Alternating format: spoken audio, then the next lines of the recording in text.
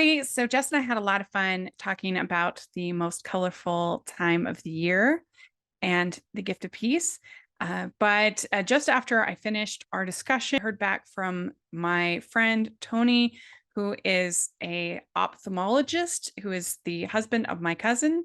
And I had asked him some questions about the movie, and he gave me some good answers. So I'm going to be putting in those answers in between. So there'll be some kind of little interruptions, little commentary. So hope you enjoy that. And I just wanted to explain kind of what was going on. Hi, everybody. Welcome to the Hallmarkies podcast. And we're really excited today. We are coming to you in full colors. It's very exciting. Yes. We are talking about two of the movies on Hallmark Channel and Hallmark Movies and Mysteries this last weekend. We're talking about the most colorful time of the year and the gift of peace. And it's going to be a lot of fun. I'm film critic Rachel Wagner, and Jess is here. Hello. How are you doing? I am doing good. The Christmas craziness is in full swing. So yes. I am glad I had a little bit of time to record. Yeah, and you even got the holiday necklace on. I do. Yes. Yeah. Very, very festive for, the colorful time of the year movie. Yeah. It does blink, but I think that will be distracting to the viewers. Yeah. So of the Christmas movies that you've gotten to see, do you feel like it's been a pretty strong season, good year for Christmas movies? Or I think so. I mean, I haven't kept up as much as I would have liked. But I think the ones that I have seen have really been pretty great. So yeah, I think it's been a strong year. That's good. Yeah, I agree. I've really enjoyed, I would say I've enjoyed maybe, I don't know, 85% of the movies. That's pretty good for any genre. Yeah, I think I would agree with that number. Yeah. So, all right. Well, we're going to talk about two movies that both are very interesting ones for Hallmark. I think it's going to be should talk about. But we're talking about first what I call is the Hallmark superhero origin story movie. I love it. Yes. It's the most colorful time of the year. And the reason why I say it's the Hallmark superhero origin story is that pretty much almost any superhero, when they put on their glasses, is when they, the change occurs. Thanks for the magic happens. You think Clark Kent, Peter Parker, all those superheroes, when they're in their alter ego, it's always glasses. And I am here for the nerdy glasses and Hallmark movies. We can keep this trend coming. It's great. Yeah, we've talked a lot about the nerd chic going on this year, and nowhere was that more true than actually having superpowered glasses. Exactly. Yeah, these really were superhero glasses. Yeah. And this movie was on the 9th, and it starred Katrina Bowden and Christopher Russell, director Max McGuire. There's Alan Donahue and Keith Hemstreet, and it's Ryan is an elementary school teacher who learns that he's colorblind. Michelle, an optometrist, mother of one of his students, helps bring color into his life in time for the hholidays. He doesn't really learn. He knows. Yeah, he's known it. Everyone else learns it. Yeah, everyone else learns. Yeah, I mean, he knows, and he's frustrated because he's seemingly tried everything. And so before we start this, I should say that I don't think either of us are experts by any means on color blindness or, these things. I did ask my cousin's husband is an optometrist. He also said that just make sure to say that I am an ophthalmologist, not an optometrist. An optometrist hasn't been to medical school and can't do eye surgery. I have been to medical school and can do eye surgery. I asked him, and he was like, that's not really how it works, right? Yeah, it took some liberties. Yeah. I mean, I guess there is this thing, monochromaticism or something like that people do see in like black and white, like very rarely. But I don't think it's as like stark as, I think it's more sort of like more blurry kind of than like black and white. And then he puts on the glasses and it's like, whoa, Yeah, Everything's because I normal. Googled it before I watched, or like when I started watching the movie, because I was thinking, isn't colorblind you just can't see certain colors, not full black and white, but I guess it is possible to not be able to see any, but like you said, it's pretty rare. He said, you're absolutely correct. Colorblind people don't just see in black and white, and they wouldn't be able to see just fine with a pair of special glasses. So you're correct that the Hallmark show is misleading on those points. There's monochromacy that occurs in 1 in 100,000 men, which is actually higher than I would have thought. Yeah. Yeah, according to what I saw online. But red green color blindness, which is, I can't believe they haven't made a Christmas movie about this before. Yeah, I mean, Christmas colors. Yeah. It's both of these are almost, from everything I read, it's almost all men who Okay. have red That's green color interesting. blindness, and it's 1 in 12 men have red green colorblind, Wow, which is that kind of seems really shocking. high. Yeah. About red green color blindness, and that if 1 in 12 men have red green color blindness, like we had said, he says it's not quite that simple. There are many different kinds of color blindness. In general, about 13% of the population has some form of color deficiency, with a predilection for men because one of the more common deficiencies is red green deficiency. The gene that controls red green deficiency is on the X chromosome. Men have only one X, whereas females have two X's.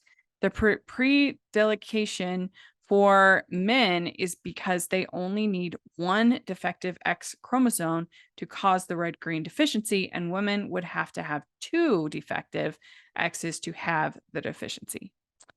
So that was really interesting. 1 in 12 men have struggles with Christmas. Yeah, 1 in 12 men are not fully experiencing the magic of Christmas.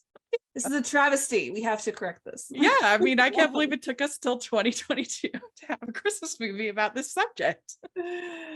Oh, And my if you think goodness. about it, also, like, it would make it challenging with street signs, Yeah, yeah. the lights, because Yeah, how is this guy driving around? Can't Yeah, see any color. it's I true. guess you can Like, memorize like top, middle, bottom, but you would just want to, yeah, that's true. That's what you'd have to kind of do. And he was able to kind of figure things out. Mhm. Yeah, because you could Uh, probably tell from the shades or like what he sort of has learned that this particular shade of gray correlates yeah, to what other people call red or whatever. yeah, But still very challenging. yeah. I really have to think about it. I mean, I guess overall, what did you think of the movie? This movie. Okay, so first of all, obviously I really enjoyed the science because you know me, I love my science. I just had some storyline issues. Like I thought overall it was a good movie. I enjoyed it. I just some of the storyline issues kind of distracted me because I was like I didn't quite get it. Yeah. I guess.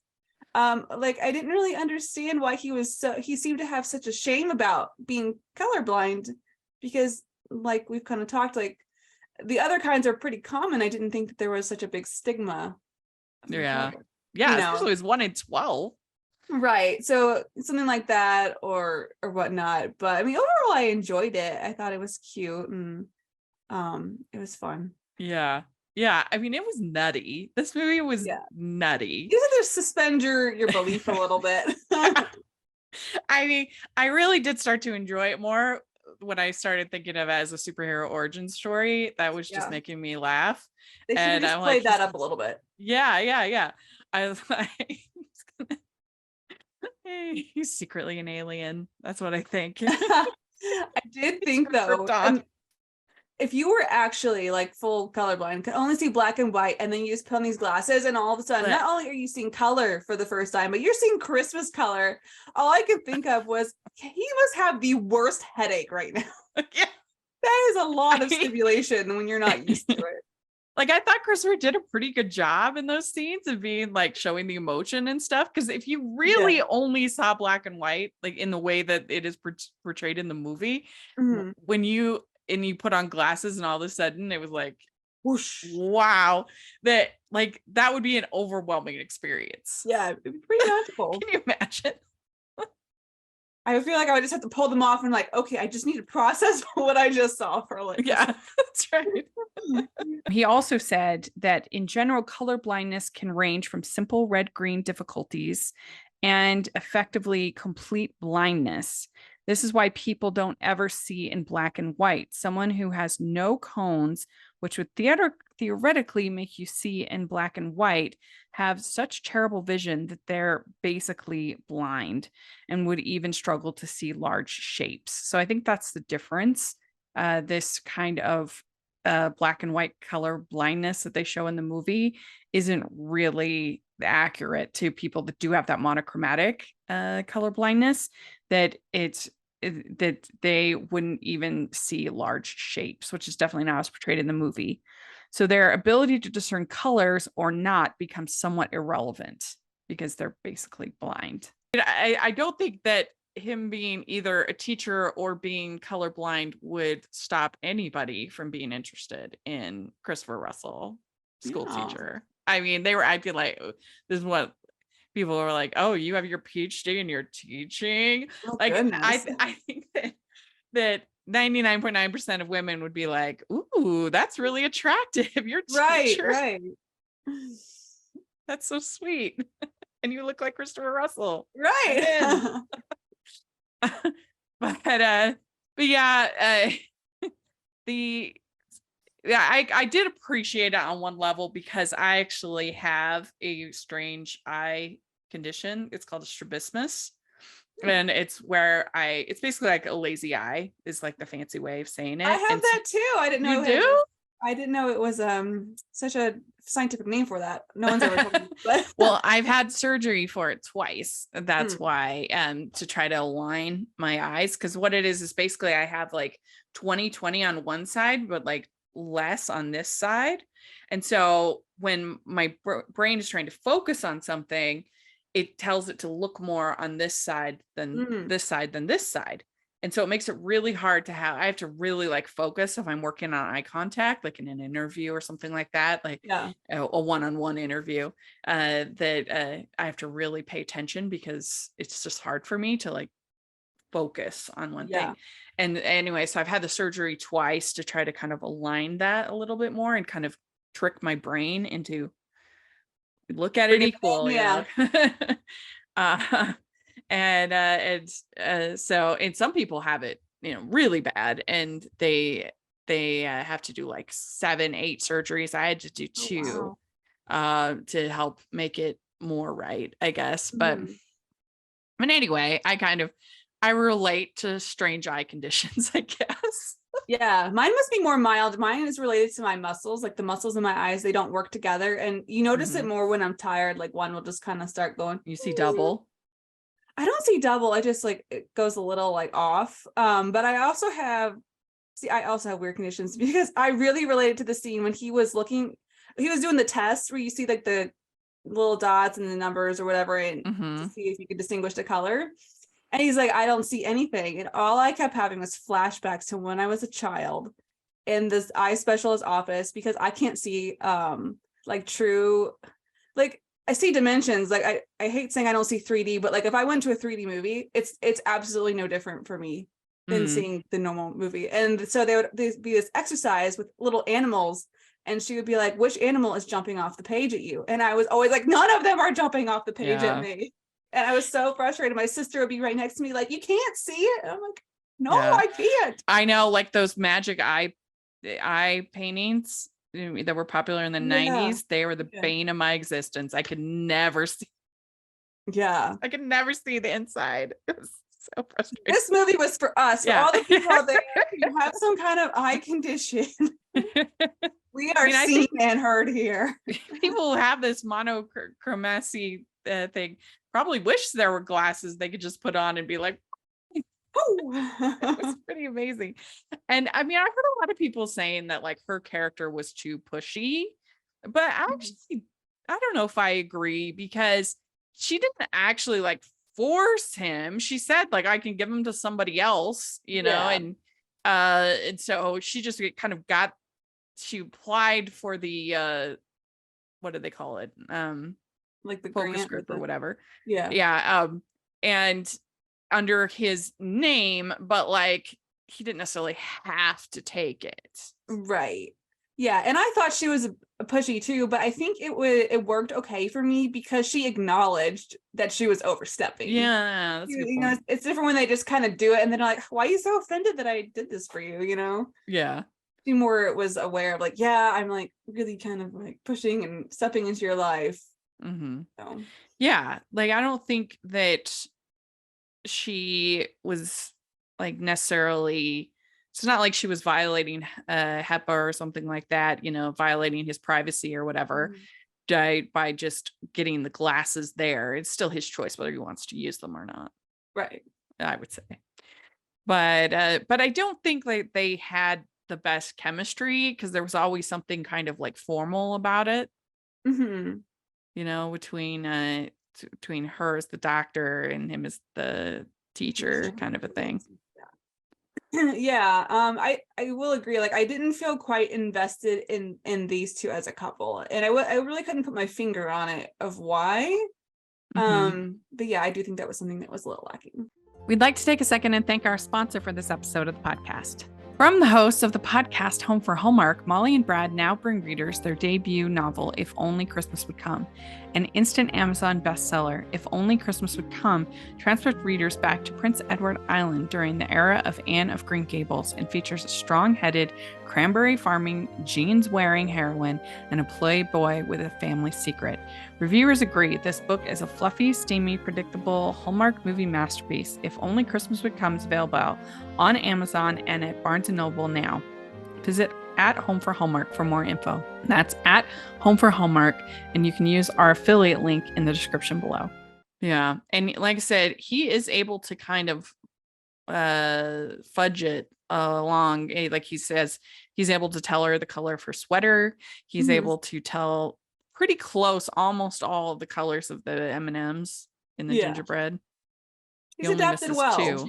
2. Yeah, that was impressive. I mean, it is kind of funny that he is like so against any kind of Christmas decoration when his like whole entire classroom is covered with different posters and decor of different kinds. Like it's just Christmas that triggers him, I guess, not all these like periodic tables and other stuff that are all over. Yeah, I feel like you kind of need to see some color for some science.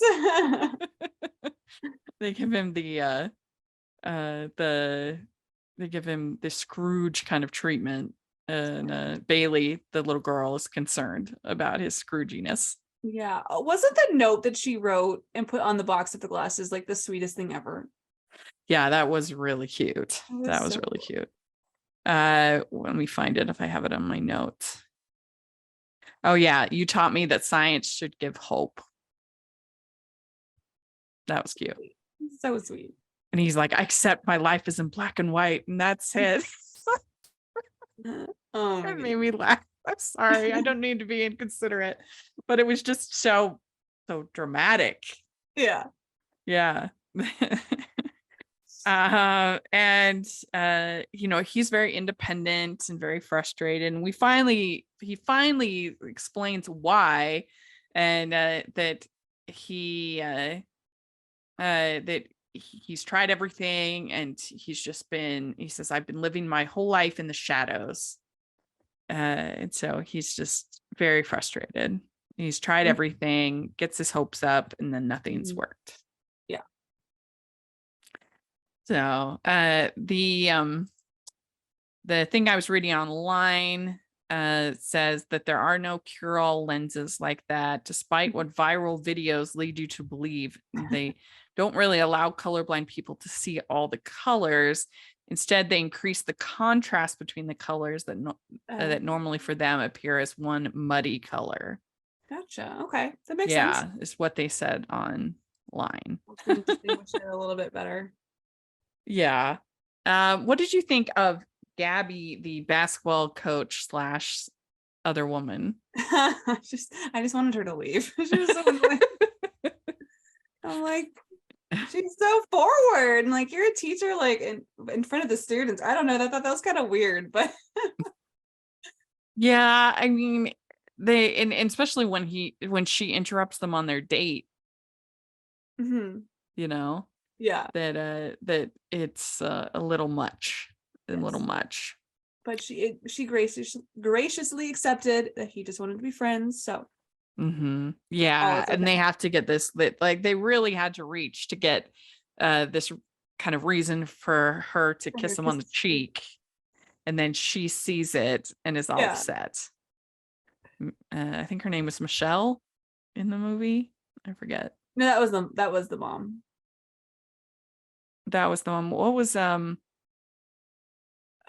didn't write it yeah, down. isn't that her name? Michelle? The Katrina doctor? Bowden's character? Yeah. Not the doctor. Yeah. Yeah, yeah. Michelle. Oh, they are referring Yeah. to the other teacher. Sorry. Yeah, Gabby is the other teacher. And so but she sees that and she gets all upset. Hmm. And Then her uh ex is like even worse. yes, her ex, what is his name? Mark. He was, whew, He was a lot. He needed his own magic glasses. yeah, to make him a nicer person. Yeah. Yeah, where are those glasses? We need some of those in this world too. And I don't think there's ever been an elementary school with so many Christmas trees in the world ever. There were so many. I mean, he had like down the hallway, there were like 8 or 9, I think. Yeah. It was really funny.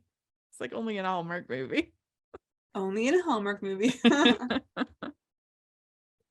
uh, and so as he wears the glasses, he starts to warm up to Christmas. And you see he's got garland now. He's got multiple trees, I think.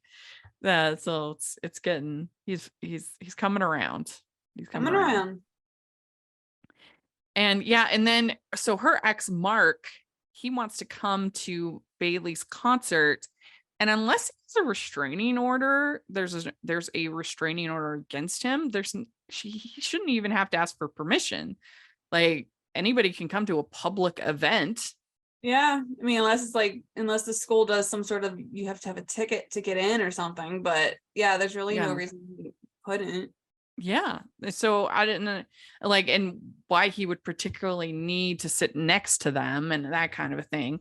But he can, I mean, like I said, unless there's a restraining order, which aren't enforced anyway, most 99% of the time, he's perfectly within his rights to come to the concert. But anyway, he tries to get permission. He is kind of this was the Hallmark or horror element of this movie for sure. He was very protective of that, but it doesn't really go well with him coming to the concerts. And you have this whole confrontation between him and Christopher Russell's character. And he's like, how much money do you make as a Oh, teacher goodness. and all this stuff? So, Like, dude, I feel like you're just adding to his attractiveness by saying things like right? that. And because then he has this nice impassioned speech of it's not about the money. Like, yeah, you just made him look so much better. Thank you. Good job, Yeah. dude. Yeah. Not smart. Not smart. And he says, what I get paid is an afterthought. The real world is seeing kids get the real value is seeing kids get impassioned with science. Mhm. And every woman in that auditorium is swooning. Exactly. They're all lining up now. Yeah. And so then he decides to get flowers for his mom and for Michelle. And that's when the friend who owns the flower store tells him that, oh, it's just, she's not back together. Mhm. And well, then, he tells her that, but then also that she thinks that he and Gabby are together. And he's like, oh no, we're just friends. And he says that the flower lady says Michelle was really falling for you. So there you go. And so then he asks Michelle on a date. And I thought that he was really cute with this whole thing. He like opens her door for her, and it was like a Mhm. real gentleman. Yeah. That was cute. And by the time they go on this date, like to his house where he's going to be like cooking for her and stuff, his whole house has now been transformed into a proper Hallmark house. That's right. Yeah, we've got garland on every piece of molding. This is about the time of year when I get garland overload. I've had every Does that year it mean you never put happens. up garland into your house, right? Because you see enough of it on TV. Yeah. And, and then she's with or without glasses. You are absolutely beautiful. He says. He says that. With or without glasses, you are absolutely beautiful. So that was sweet. And they have this like really cozy Christmas morning together, which was fun. Bailey, her wish is that her mom would find someone just as good as dad. Yeah, and she Which saw is very him sweet. giving her his coat just like her dad did for Mhm. Michelle. So that was really sweet to bring that like story full circle. Yeah. So yeah, this movie was pretty nutty. I think it was kind of ridiculous. I feel like this, if you were going to pick one movie to do like a riff tracks or kind of a parody of or make fun of, I feel like this is the one. Mm. It was pretty silly, especially just the like amazing superpower transformation from the glasses. I would give it 2.5 crowns. I gave it a solid 3. Okay. Yeah.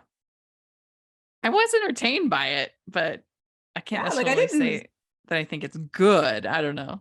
Yeah, like I didn't like, it wasn't like I was not like, or I didn't enjoy watching it. I don't think it'd be anything I would watch again. Yeah. You know?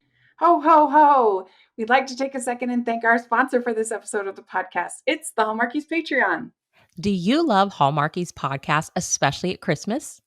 Do you enjoy the holiday previews, recaps, interviews, and bonus episodes? If the answer is yes, please consider supporting the Hallmarkies Patreon. We need your help to do what we do both during the Christmas season and all year round. But not only do you help a podcast led by strong, independent women by becoming a Patreon, you get to become a part of the Hallmarkies family. Starting at only $2 a month as a patron, you will have access to our Facebook Patreon group where we talk about the movies, shows, and more all year. We also have many monthly patron watch-alongs with guests like Lacey Chabert, Natalie Hall, Paul Campbell, Mary Lou Henner, and more, giving their behind-the-scenes details of their films. As a patron, you also have the chance to provide input into the podcast and even join us at different tiers. So this Christmas season, spread some cheer to the Hallmarkies Patreon and become a member today. You won't regret it. Go to patreon.com/Hallmarkies to learn more. That's patreon.com/Hallmarkies. So we're going to talk about The Gift of Peace. This is on the 10th, and it's on Movies and Mysteries. Brendan Elliott, Nikki DeLoach, Cardi Wong, director Fred Gerber. And it's artist Tracy is a once devout Christian who stopped believing in God after her husband tragically died despite her prayers. As her second Christmas without him approaches, she tries going to a support group for inspiration and comfort. So overall, what did you think about this one? I like this one. You know, it's obviously Miracles of Christmas, so it's a little heavier and a little more emotional. But you know, the faith aspect I thought was done pretty nicely. It didn't feel preachy or, you know, too overpowering in that sense. And I really liked Nikki and Brennan together. Mm-hmm. I really enjoyed them together. Yeah, that was actually my one critique is they didn't get enough time together. Yeah, I think that they were a really good match. And this is the first of the Dayspring movies that they're, I guess, going to be doing. And Dayspring, I guess, is a line of cards and other items and things like that Hallmark does. So I personally think that it was really brilliant of them to do this movie, because since they are trying to approach a bunch of new audiences this year with different movies, I think this was a way of saying, like, we can still reach the Christian audience too. We're still making content for them, and we can still do it, frankly, better than anybody else. And so I think that it was kind of important in that regard. Yeah, I think so too, because, you know, Hallmark does a lot of different Christmas movies. They do a lot of like traditional Christmas, and they even done some Hanukkah, and they added a Kwanzaa this year, right? Yeah, this year Kwanzaa movie. Yeah. But to be quite honest, they don't really do a Christian Christmas too often in these movies. It's really more of a secular version of Christmas. And so I do think that, you know, if they want to continue reaching different audiences, not different audiences, but, you know, I do think that this is something that's a good move for them as well. Well, and I said about the Godwinks movies for a long time that one of the things that was frustrating to me is that I felt like they were trying to kind of ride this fence of like kind of being faith-based, but not really, you know, and I would just prefer that they just made an outright faith-based film. Like, you're making 41 movies. Why not make one movie for faith-based audiences instead of this like kind of nebulous, wishy-washy. Yeah. And I think this proves my point. I think this was way better, in my opinion, than any of the Godwinks movies. And I thought it was very well done. And I've said many times on this podcast that when a faith-based film works, in my opinion, is that it focuses on one or a family or small group's religious journey, their conversion, their faith story, as opposed to trying to tell a ministry. When you have movies like War Room, for instance, which the whole point, and I'm not saying it's a bad thing, but the whole point is to get people to start doing these war rooms and to start this ministry. Literally at the end of the movie, there's a website and a phone number to call and all that. Like, there's nothing wrong with that, but it's not a movie, right? That's like a Sunday school support, right? It's something to help in teaching a lesson. It's not a movie with like a narrative and a story and characters that we care about, right? And so I think that this shows how you do it right, in my opinion, that you're focusing on specific people's stories and flawed people that make mistakes and are weak at times, and that's what I think makes a faith-based film work, is when you do focus on those like individual journeys. And again, I've said it many times, but one of my favorites is a movie called All Saints, which stars John Corbett, and he plays this pastor who decides to start this church farm, and for these immigrants that are in his town, and they need food and they need work and all this stuff, but everything kind of goes terribly, and it really is hard on his faith, and he has to deal with it. And so by the end, when he's strong and he has this strong faith, you've been through a journey with that character and you feel for him. And I don't think you'd have to be a religious person to appreciate All Saints. I think that's why it has like one of the highest Rotten Tomatoes scores of any faith-based film. Yeah. And so that's what I'm saying, that I think this film also did. It's really was about mainly Nikki's character, but some of these other characters and her religious journey. What do you think about that? Yeah, I think I'd agree. I think it was a really smart move to have this nice little small group. And I think, you know, another reason why it worked is because all of these other characters I really liked as well. Like, I really enjoyed all of these other characters, and seeing their journeys, because everyone's was a little different and they were all struggling with something slightly different. I mean, even Brennan's character, even though he was like the fearless leader, you know, he had a lot of guilt he was carrying around. And so, And I heard some people saying like that he shouldn't have asked her out on a date because he's the leader of this support group and that could be awkward. And I guess I could understand that, but like, also, what do you do? I mean, if you're attracted to somebody, do you just not pursue a relationship? Because I mean, I feel like he did it in a very like respectful, he would have been fine if she had said no. That I felt like it was fine personally. Yeah, that thought kind of crossed my mind. I'm like, oh, that could be a little weird, but I don't know. It's a movie, you know? Yeah.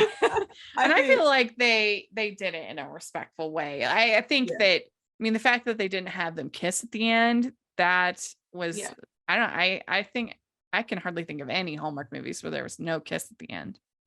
Yeah, I think that was the right choice. I think it would have felt too soon. Yeah. So that's why I think that they were really trying to be respectful of all the boundaries kind of a thing in it. And so we do get the flashbacks, which was a little bit risky. Whenever you have these kind of movies, like in The Christmas Promise and other movies, because you don't want it to seem like she has so much better kind of chemistry and everything else with the ex, because you got this new sort of love interest that this is a little bit tricky, but I like Victor Zink Jr. I always have. And so to have him with Nikki in this and those scenes were very sweet. Yeah, I agree that they can definitely be risky. I thought they were good. I didn't think it was too distracting or anything. I think it did help like tell the story. I think the only like negative part is it just gave Nikki and Brennan a little less time together because you have to fit all these little flashbacks in, but I think for the most part it added to the story. Yeah. So there's this group, and at first she's very hesitant to go to the group, and she says not her thing, and she says, doesn't it feel like you are reliving the pain over and over again? Which I think is actually a pretty interesting point that I can see how you could at least be kind of leery of this kind of group because of that concern. I mean, I think any kind of therapy, whether it's like group therapy or individual therapy, sometimes it's really hard to talk about those very painful things, and I think that's probably part of the healing, but getting over that hurdle is very challenging. Yeah. We'd like to take a second and thank our sponsor for this episode of the podcast. It's the Hallmarkies merch store. Are you looking for that perfect gift for the postable, Hardy, or Hallmarky in your life? What about getting that t-shirt or hoodie that will help you stand out at your next holiday party? Now is the time to check out the Hallmarkies merch store. Full of festive designs by artists like Jessica Miller, Carrie from Hallmark Comics, and more. You can even have more than just shirts, but totes, cell phone cases, notebooks, mugs, and more. And it isn't just Hallmark. We have designs for Anna Green Gables, Man from Snowy River, The Nanny, and more. Every purchase at the merch store goes to help support the podcast and allows us to make the great content you know and love. There are frequent sales, so go to tpublic.com/stores/Hallmarkies or see the link in the description. That's tpublic.com/stores/Hallmarkies. I feel like groups like this usually aren't, or therapy, as you're saying, usually aren't like long-term solutions, but they help you kind of get through that toughest times. Because it's true that going like having this like brutal confessional kind of experience every week would be hard. But that's one thing I liked about this group is that they didn't just like sit in a circle and let's talk about things. They like went out and did things together. Like, that's true. Built that community with one another, and I think that also helped create a trust between each of them. So I really enjoyed that they weren't just sitting in a circle like let's talk about everything. That's true. And did meaningful things together. Well, the one nitpick I would have with this movie, which I overall really enjoyed, her dad and mom looked way too young. There's no world where those two people are Nikki DeLoach's parents. Oh, I agreed. They did appear a bit young. They look like the same age. I mean, I don't know those actors' ages, but I don't think, or at least not enough. So but yeah, we get a lot of back scenes. We get to see Greg and Tracy. They're meet cute, and we get to see them painting together, and they meet at this like painting class, and then they have this show that they do every year, this gallery thing that they do, and she hasn't done it since, and they're just trying to get her to do it again, to try to kind of move on a little bit. And one thing was interesting, I thought, is that Brendan Elliott's character, he is very, very, very hesitant to share his own story in the group. Mhm. And so Tracy calls him out on that Mhm. and says, why didn't you share? Right. And I thought that again, we want in a faith-based film, you don't want these like paragons of virtue who are like perfect. Right. And they did a good job in this of doing that.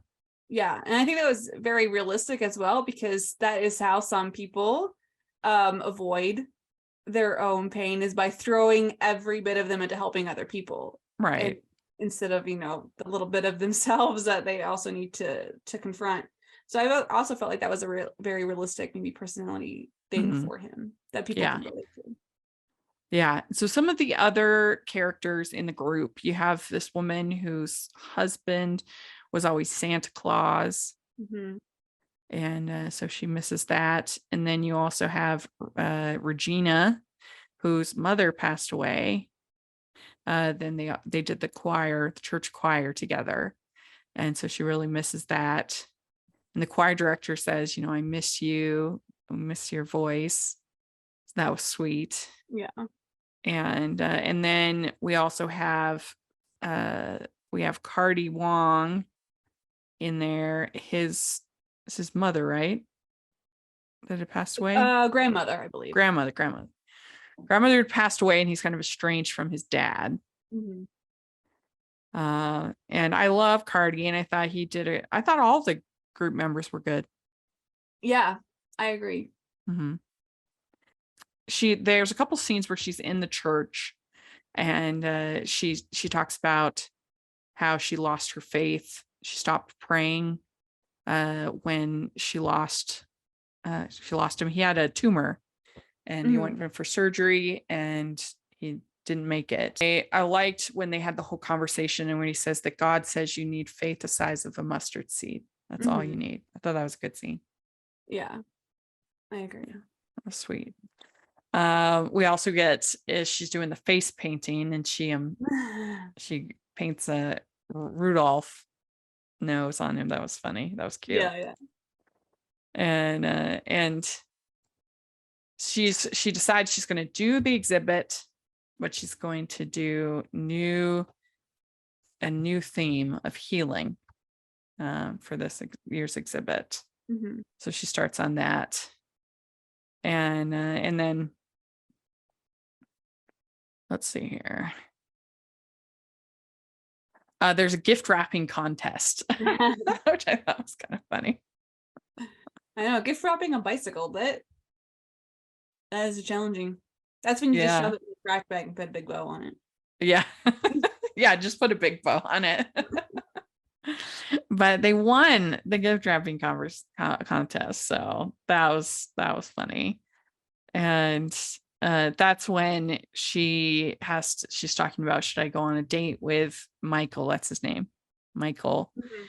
And I forget who it is, friend or somebody says dating Michael isn't forgetting about Greg. Mhm. And then it's when we finally find out about his love, that Melody is her Yes. name. And she had gotten him a special ornament, but then gotten in a car accident.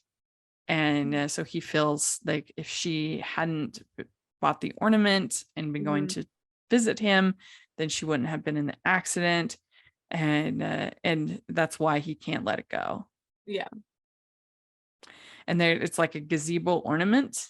Mhm. And so she fixes it. Nikki fixes it for him, which was very sweet. Yes, very sweet. Very sweet. Yeah.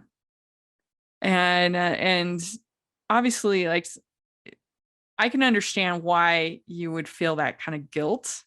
Mhm. Obviously, it's not his fault, but I can understand why he would feel that guilt. Yeah, I can understand the guilt. I think they could have made it, I don't know what I want to say, but like, it was hard to see how he would blame himself for that. Like, if she just decided she's going to get him a gift, like, he has no control over that, I think if there had been some like kind of, I don't know, conversation that had propelled her to go get him something, where he felt a little more of that responsibility, I think it would have made a little more sense to me. Like but if he had gotten her a gift and then they had like a specific place, maybe they were meeting up or something like that, and she was on the way there. Yeah, just something that made it a little more like because of him. Because I mean, I could randomly decide to go get someone a gift at any point in time. Right. You know, it's not like anyone caused me to do that, you know. So yeah. I kind of wonder if there was maybe some deleted scenes, because I do feel like we missed a little bit of the story surrounding Melody and him. Like, yeah, maybe needed it a little bit more. And they were not like dating, right? That's where I was confused. I didn't think they were, but then because they had to meet cute in the gazebo.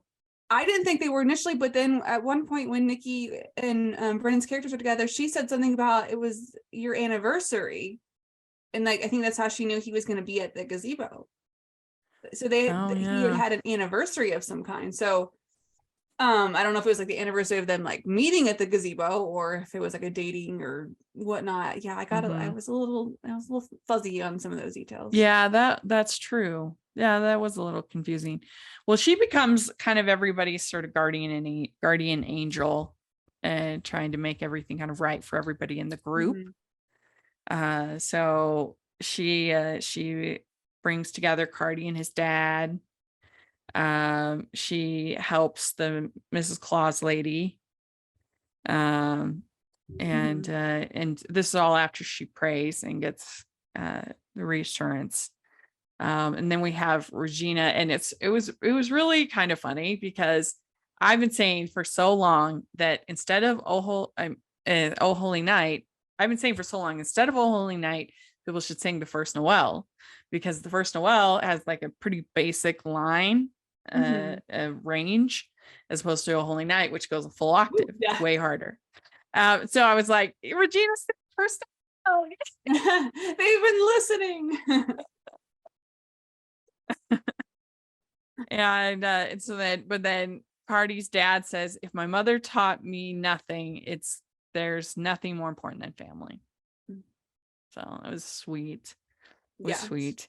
And then she also dresses like an elf to help Miss Claus lady. Yes. I really enjoyed that kind of compilation of scenes where she is like kind of helping each person find their own little moment of healing. I thought that was really nice. It was really sweet. We also get a scene with Michael playing on Tracy's piano. Yes. Which was nice because it hadn't been played on, so that was sweet. They play duet together with her tiny little notes of Silent Night, which I had to laugh at because I'm like, I feel like that'd be me, because like she only knows like the tiny little bit, and I'm like, that would be me. I can barely play anything. Yeah. Someone else did the hard part. Yeah. So she says, this year I feel more peace. And she invites them all to the gallery, and then they pray as a group and release balloons in memory of their loved ones. And they sing Silent Night. And Michael says, we can take it slow, one step at a time. And he kisses her hand, which I thought was very sweet. Yeah. I think that this is some of the best acting that we've seen from Brennan and Nikki. I thought they were very, very good. They were asked to do a lot for this movie, as far as the range of emotions and other things that you don't necessarily always get to do in Hallmark movies. Even the movies and mysteries, this went some places that they don't always go, but I thought they really did a good job. Yeah. So overall, I feel like, I mean, I was talking to our friend Megan, who's one of the co-hosts, and she's not especially religious, so I was asking her what she thought of it, and she seemed to enjoy it. She said she liked it. So I don't feel like you have to be super religious to enjoy this film. You just have to be able to appreciate somebody's story. And so that's what faith-based films should do, is they should just share the life experiences of people who have faith. And that's what I think this did so well, is that it showed people that had stopped believing, had come back, people that didn't have faith, do have faith, all of that. And it just made it a more well-rounded experience. There are other movies this season that have come out that I feel like were way more like people just reciting scriptures to each other, which I just don't think that's how most people talk.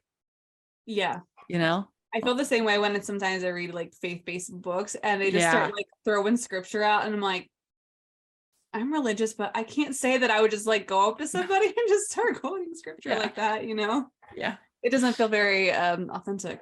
Yeah, I agree. So I would give this one a 4. I really thought they did a great job for what they were trying to do. I think they did a great job. Yeah, I gave it the same. I thought I really loved the healing elements. I love those two together. The only thing I kind of wish they would have maybe addressed a little more directly was like the fact that she, you know, she prayed for her husband's healing and then didn't, and then obviously he passed away. And that's why she lost her faith. I don't feel like they really addressed that specifically. You know what I mean? Yeah, they talk about how she talks about how she stopped praying. And then he says, even if you have a tiny bit, even the faith of a mustard seed, that's powerful. And so that was, I think, as much as they did, but they could have talked about that even more. It's really hard in these kind of movies to sometimes fit all that into the only 80 minutes. Yeah, I think if they had just like maybe added like one line, it made me think of Martha Williamson, of course, Postables, where one character just says like very succinctly, "I don't pray to change God, I pray to change me." That's it. You know, packs a punch, and you don't have to like go into it too much. Yeah, that could have been a good moment there when they were talking about the mustard seed. But you know, something like you only that, got 90 minutes. So, but yeah, overall, I mean, I think it was a really good movie. It did not make me feel like I needed to sob buckets of tears or anything. I mean, I don't do that anyway, but so for me, I don't cry, but I can like feel really depressed after watching a really heavy movie. And I didn't feel like this left me feeling that way. So that was fun. I mean, I'm Public Waterworks. I cry at things that aren't even sad. Did you cry when Brennan's character got really emotional? Yeah, I that's did. The part that I kind of went like, really, I think I probably cried the most at Cardi and his dad.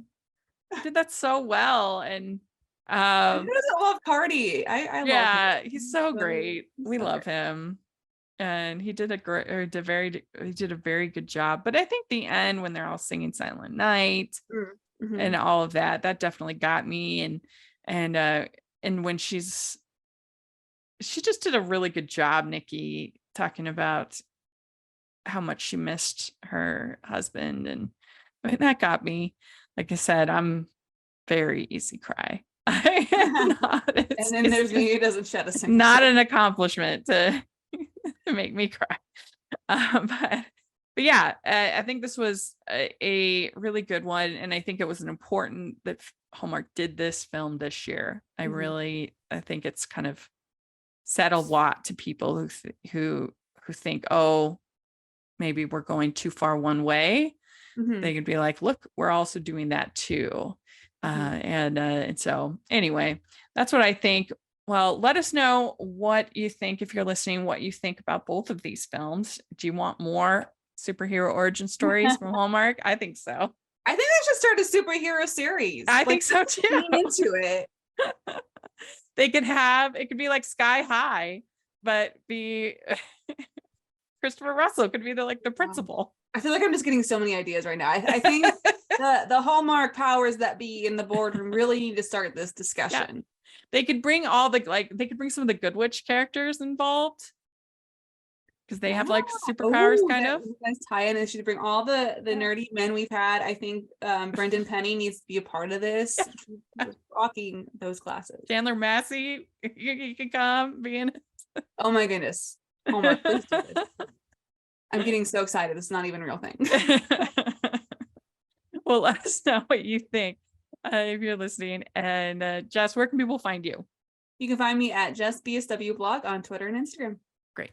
And you can find me at Rachel's Reviews, all over social media, iTunes, YouTube, and on Rotten Tomatoes. Check that out.